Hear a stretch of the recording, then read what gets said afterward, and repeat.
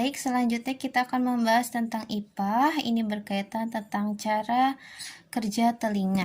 Nah, kita bahas dulu tentang bagian-bagian telinga. Bagian-bagian telinga itu ada 3. 1, telinga bagian luar. 2, telinga bagian tengah. Dan yang ketiga adalah telinga bagian dalam. Mari kita perhatikan gambarnya ya. Telinga bagian luar terdiri dari 1 daun telinga, 2 getaran bunyi yang melewati saluran pendengaran luar atau ini disebut juga dengan lubang telinga.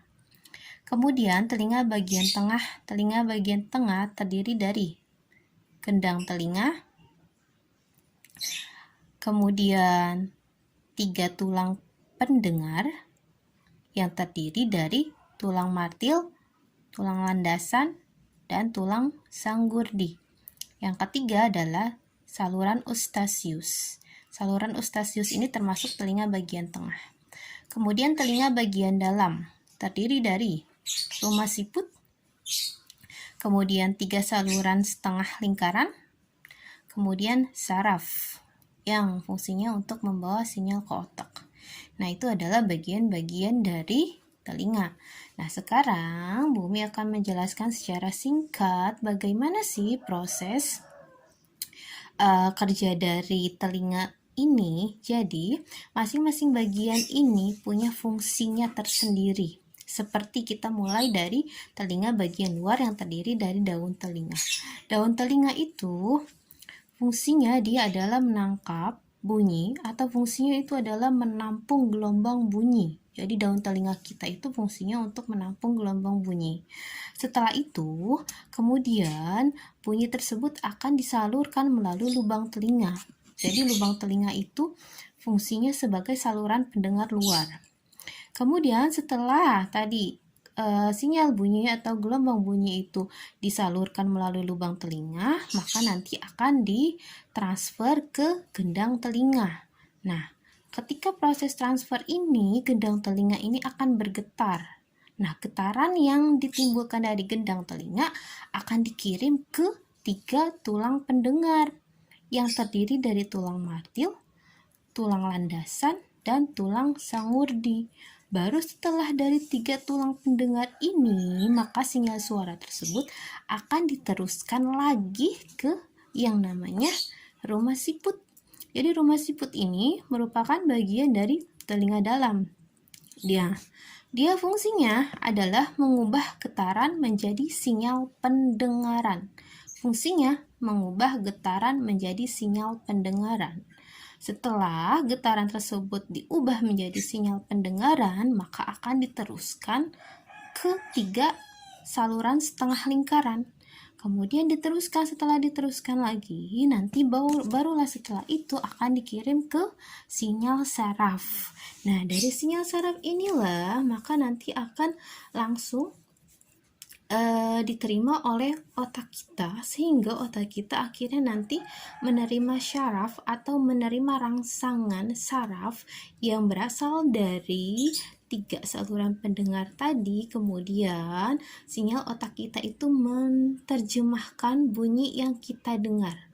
Oh, ternyata bunyi yang tersebut berasal dari bunyi suara burung misalnya. Nah, prosesnya itu diproses dulu oleh bagian-bagian telinga kita, kemudian nanti akan diterima oleh otak kita atau diterjemahkan oleh otak kita.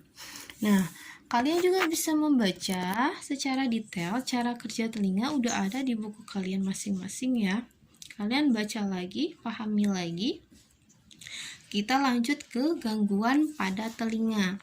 Gangguan pada telinga ini ada 2 jenis atau 2 kelainan, yaitu 1, otosklerosis.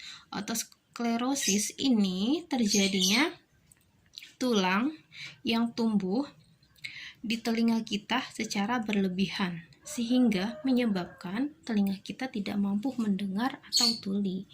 Perhatikan ya gambarnya.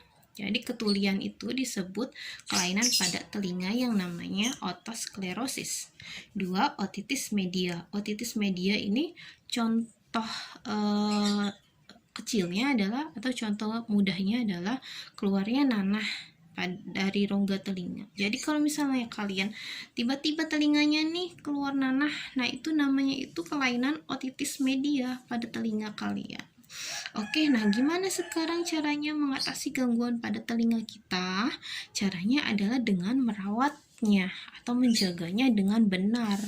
Gimana cara menjaganya dengan benar agar telinga kita tetap sehat? Di sini udah ada cara-caranya. Bersihkan dengan benda halus seperti kapas. 2. Jangan gunakan peniti, lidi, atau batang korek api saat kalian ingin membersihkan telinga.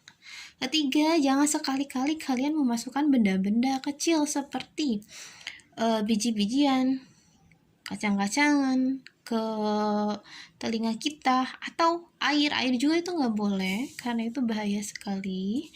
Kemudian yang keempat, hindari suara yang bising.